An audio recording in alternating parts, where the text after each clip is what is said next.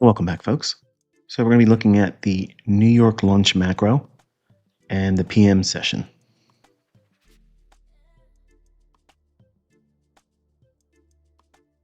So one of the things I wanted to cover this year in the 2025 lecture series is that I wanted to show how using the intraday profiles of how the high, the low, where the open and close nest in that daily range and the effects of that. And this morning, following rules, obviously, after a very large down day on Friday, I teach my students to avoid the morning session. Okay, so try to avoid that initial price action because it could be problematic, it could be stagnant, it could be difficult, it could be very hard to navigate. And sometimes you'll get days like this where it just opens up, and then you can see obviously lower right hand corner here, it's regular trading hours. That's the setting on my chart for NQH2025. Notice the relative equal highs here. The market opens, runs up above that, clears that out. That's the opening range gap high. In the previous regular trading hours, settlement price is this candlestick's close, which is the opening range gap low for today. So the market opens, trades higher, goes back down into the gap. So we have a 50% retracement to the middle of that opening range gap. That's always a 70% likelihood. Then the market comes down, trades to the low of the opening range gap, then comes back up to the midpoint of that gap. Okay, so you're going to be measuring this on your own chart. So that's something for you to have in your journal. And then the market breaks aggressively lower, carries all the way through, crosses over the 10 o'clock hour. So the first 30 minutes of trading, which is the opening range, we have just a complete meltdown waterfall of price action. As I mentioned earlier, this morning, if I would have been giving tape reading, I believe that I may have inspired someone to do something that may not have been helpful for them, or maybe it would have caused a concern to chase price. And I only know that because I see people leaving comments in my YouTube videos, and they'll say, I didn't get as good a fill as you did, but I got this much, or I made this much. And I want to be very honest with you. When I'm doing the tape reading with you, that is not a signal service. It's not meant for you to try to copy me. It's not meant for you to try to take live trades. Now, obviously, you're all in control of what you're going to do and what you're not going to do. You can't blame me for making you money, and you can't blame me for causing you to lose any money, because I'm telling you, it's not a signal service. What you do in your own trading based on what I'm sharing as my opinion, I don't want to know about it. Okay? I don't want to know about it if it's good or bad. When you tell me those things, it inherently makes me nervous because I am not going to be responsible for the results that you have. So because my rules and my mentorship have taught this every lecture around large range days, the very next morning session, I teach my students to sit still. So what does that mean for index futures? Well, that means for the first 1 hour trading, you can't do anything. You can't do anything. So from 9:30 to 10:30, you can't take any trades. Now that's a very simple rule-based idea. Here, because we had a cascading of price from the high all the way down into and past 10 o'clock, now we have the opening range behind us. So what's left in the wake of that drop? Well, we have a small little gap here, and we have an order block. We have this gap in here. But really, there's no real run in any of this on buy side. So I kind of quickly went through a review, if you will, of the trade I did based on the New York lunch macro. Now, the New York lunch macro is just a retracement inside of the entire daily range up to, on a down day, the low into the high. Okay, so because it's been exceedingly weak this morning, the market is more likely to go back into that range and seek what? Buy side. Now, here's the wonderful thing about that. Even if this were to continuously go higher and not go and roll over to go lower in the afternoon, you're still likely to get something, some kind of meat on the bone for a trade idea. But it requires certain things. Okay, so I'm going to walk you through it, a little bit more detail than I gave in the previous video, and how this ties into how we can engage in the afternoon session or PM session, and then use that information to really shine the light on what price action may do in the last hour of regular trading hours. So at 10 o'clock, this is what you're doing for the lunch macro. Okay, these are the rules for it. Okay, it's very simple. I was going to put this in a book and be its own little chapter, but I'm going to teach it to you here. Okay, I know it's going to end up in everybody's mentorship. Just make sure that you copy me exactly what I'm saying here. Don't copy my video. Don't take my video and change it into your language. Do the work of making your own chart and then repeat verbatim. That way, when the people listen to you and you don't mention my name because you don't want anybody to know that I'm teaching this stuff for free, at least they'll know how to do it correctly. Okay, so when a market move takes place in the day at the opening bell here, and we trade all the way down one directional, and there's no run on any minor buy side liquidity pool. Notice that no short-term high was taken in any of this drop. When that occurs, you're setting yourself up to see a retracement going back in that range. Now, how far of a retracement? What is the rules for my New York lunch macro? Your time filter is 10 a.m. So at 10 o'clock in the morning, put a vertical line on that. And I just put a line segment so that way it's nice and easy to see everything, every individual candlesticks high and low. From that point there, walk forward in time, going to the right. As soon as you start here, go all the way up through all this price action and then start working your way to the right. What's the first high you come to? This one. See how easy that is? That is not complicated. And it's also not in any of your other books. Nobody else talked about this. I'm giving you this because it's a dandy of an idea, because it's rule-based, just like my silver bullet is. There are certain criteria, certain conditions where these one-trick pony type setups that I have simply work wonderful. And in trading, if there is an algorithm, and I know some of you don't believe there is, if there is an algorithm, it would refer to things like this. Very specific time elements first, and then price elements. And when you blend those two together to get a narrative, we saw price create a short-term low here. I don't need to be long from that. I don't need to be short to capture that low. What I'm waiting for is I want to see the market trade back up into a premium array. It does so here. Trades lower, comes back down. And in this swing low, I want to see, does it fail to break that low?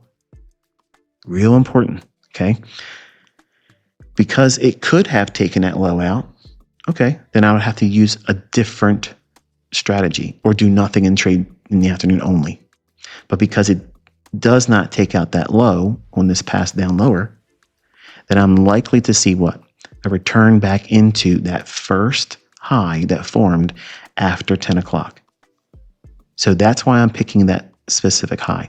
For the dozens of you that left the comment in the video saying, why did I pick that high? Now you know. Isn't it easy? Very easy. The rules won't change.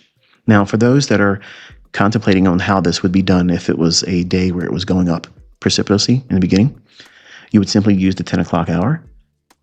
At 10 o'clock, move to the right, and the first swing low you come to, that's the low that the New York lunch macro will reprice to. Or at least that's the one I'm going to aim for, okay? Very, very, very simple strategy. No one's ever talked about it. You'll never find it in another book, but I promise you in 30 days or less, someone's going to be sitting down and writing a little pamphlet for Amazon so they can sell this idea like it was theirs. And I'll hear about it, and then I'll go into your little reviews and I'll say, this was taught for free on Inner Circle Traders YouTube video in this channel, like I've done with other people that wrote books. and you look silly then. Okay. So people won't be buying your book there either. So the idea of that 10 o'clock hour, it closes the opening range. Okay. That's why 10 o'clock is significant. So we had the opening range behind us. So because of that being the case, the algorithm now has a frame of reference. What PD arrays exist in that 30 minutes of trading from 9:30 a.m. Eastern time to 10 o'clock Eastern time? What's the first presented fair value gap? What is the liquidity that's offered in there in terms of minor and sell side and minor buy side? Well, since we dropped, it's reasonable to anticipate the market likely retracing, but to where? We don't need VWAP. We don't need all those other things. They're gimmicks. The algorithm has absolutely no respect for a VWAP. Zero. None. Period. So if I see this low in here, as it's approaching it here, I want to see it fail to take that low. At a time when price should be showing what? Spooling, where it's starting to run for liquidity. So let's zoom in a little bit here. Here's that 10 o'clock hour again. That's our time filter. So we go to the right at that time and we find the first high. Whatever the highest high that forms immediately after 10 o'clock, that's the one we're aiming for. That's the lunch macro. That's exactly the low-hanging fruit objective for the lunch macro. Now, in the recording this morning, before the fact, I had already used this one, but I also said that this one here would be potentially another scenario where it could trade up into that. Now, you're looking at that and you're thinking, wow, he forgot to use the inversion fair value gap high and the inversion fair value gap low. Yes, I did. But between these two candlesticks wicks, that's enough to zero in on another area of potential upside after it takes this high out right there. This gap here becomes an inversion fair value gap. And you see me do this actually in the recording. So I'm annotating all these things. Now, for the guy that left a comment saying that I was full of crap, that I recorded the video and spoke over, I actually did speak over the video, but you can't take away all of the things I was annotating and where my stop loss was the entire trade. I'm just giving you the details because I've had a lot of things going on in the house today that kept me from being as engaged as I normally would be. So I understand that there's men out there that just simply can't do this themselves and they're hateful. But your comments get deleted. I never see you again. But just pay attention because I'm trying to teach you still. That swing low after 10 o'clock. When the market comes down, I use that closing price. It's a rejection block. Look at month 4 of the 2016 ICT mentorship playlist. It's on my YouTube channel. That is my paid mentorship. You can go there and study what a rejection block is. It's its own video, and they're not very long. So that is a rejection block. The market's going to trade down through that, and then I want to see, does it in fact reject there? Well, here we have it. It's going higher. And then we have this buy side imbalance, sell side inefficiency. And as we trade higher above this short-term high, we have a market structure shift that's bullish. So now we have scenarios overlaying and overlapping one another, converging with the idea that this could potentially be reversing intraday. And I don't care at this time if it's going to take out the relative equal lows. I don't care about that yet. I want to see after we take that short-term high out, we do so here. I don't need it on a closing basis. Go back and listen to what I taught in 2022, 2024. Market structure shifts do not require a close above or close below. Stop listening to people that did not take good notes when watching my videos. Then we have an immediate rebalance. Okay, immediate rebalance is this candlestick's high, which essentially is the low of this buy side imbalance, sell side inefficiency that's shaded in blue. And the next candle opens here, trades down. I'm buying in that. Watch the recording. It's already on the YouTube channel. It's a video right for this one. But because it's touching these two candlesticks price points, the high here and the low of that candle, and it's converging with the low of the buy side imbalance, sell side inefficiency, that makes it an extremely likely scenario that it's going to go higher. And it does so. It repels from there and then continues its market structure shift to the upside, goes into this inefficiency here, retraces a little bit into this gap, and then rallies up, inversion fair value gap, bullish fair value gap, trades to the target I aimed for, and the logic that gets to a lunch hour in New York macro. The macro, all macros are little scripts in the algorithm. Okay, they're little tiny lists of directives and instructions. Start doing this and do this to this degree, to this direction by this much time. Okay, so I'm not going to teach you all the facets to that, but I'm pointing you at the time of the day and where these functions usually come in and create these opportunities. Over time, you're going to start seeing these repeating phenomenon, and you'll be convinced that there's an algorithm. But initially, it just seems like cherry-picked trades. And I get it. I understand that. But when you practice it yourself and start backtesting, you will see more fruits and evidence to these things being the very things I'm telling you they are. And eventually, after we trade into this buy side and balance, sell side efficiency, it rallies again, create another higher high. And then we have a order block, which is when we have a wick above the candlestick and then the open. We want to use that frame of reference. Okay, so it's not always just the opening price. That's the change in the state of delivery. It is the high of the wick. When do you use the wicks? When do you use the opening price? Again, because the wicks are there, you have to use that information. And that's shown to you here in the dashed line. Comes down, bullish, run up, comes back down, finds the high of this buy side and balance, sell side efficiency. Note the volume imbalances. The market stops dead in its tracks with its bodies. Wonderful delivery there into the upper objective I gave you during the recording this morning. At the time of that recording and when I was talking over top of it, it only took a couple minutes for it to be processed and sent to the YouTube channel. It had not done this yet. Okay. So what I wanted to see is in the afternoon, do we fail to go through this on the upside? Now, all of these PD arrays, let's watch what this happens here. All these PD arrays that are in blue, okay, they're going to change their characteristic where they are used as a bullish discounter right here because this is a pseudo market maker sell model. I'm going to be aiming for these relative equal lows if this fails to see price go above it by 1:30 Eastern Time, New York. Okay, and then I want to use all the things that were pertinent to all of the buy side of the curve when the market's been going up. And again, this is not Wyckoff. Okay, go back and look at your Wyckoff text. You will not see this stuff, folks. It's just not simply there. It's not going to be there. All of these details here are very specific price points. Very, very specific price points. The consequent encroachment level, the high, the low, and the quadrant levels. And when we're bearish, we want to see the upper half of these PD arrays not respected, just completely disregarded. Or in other words, when they leave the upper half of them, it should never come back to them and just start working in the lower half, proving heaviness in price. The price will likely draw down into these lows here. Okay, so the low comes in at 21,436.25. That's the low here. Okay, so all these candlesticks and ranges and such that I've outlined here, they're going to change their characteristic from that of being bullish here. Now they're going to be inversion levels. And we're going to carry these levels all the way into the future, into the afternoon, like we have here. So we have at 1:30 to 2 o'clock in the afternoon time, Eastern time.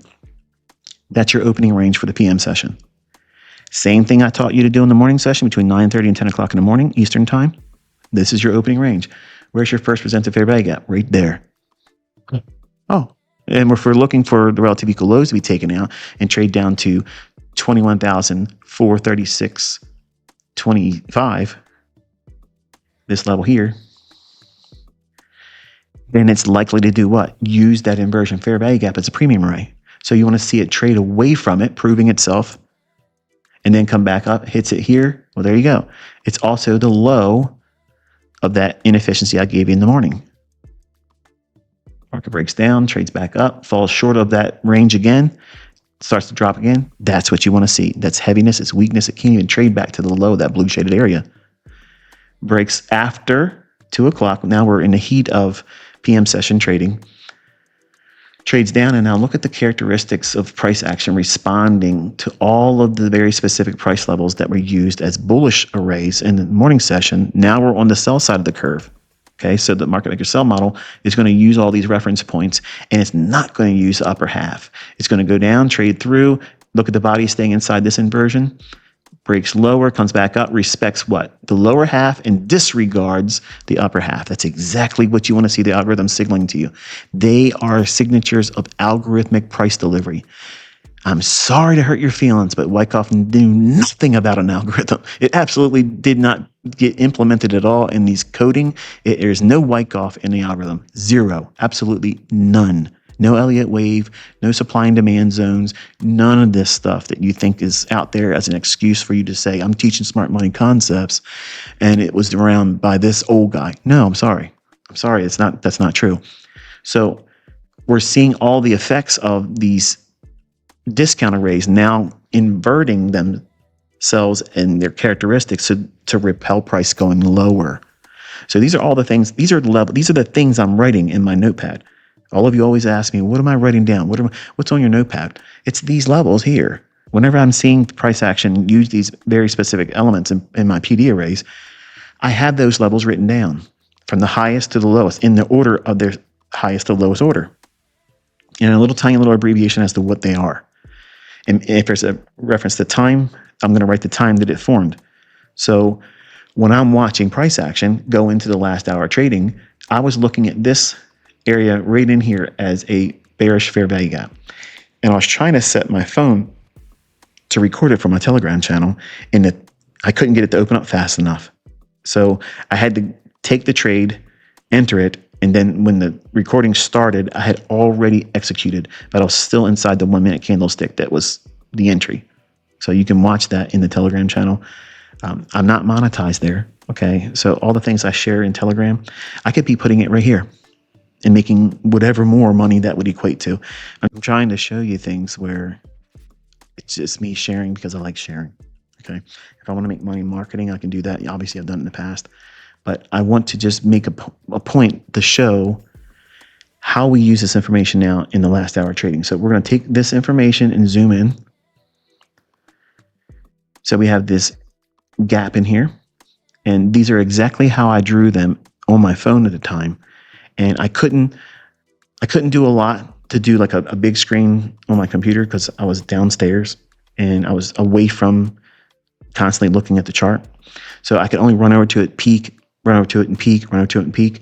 And since I was using my phone, which is what I always will use for Telegram examples, I was managing from my laptop while I was 2 or 3 feet away from my wife. So I was juggling being a dad and being a husband and also trying to provide content. So inside this candlestick, I'm going short.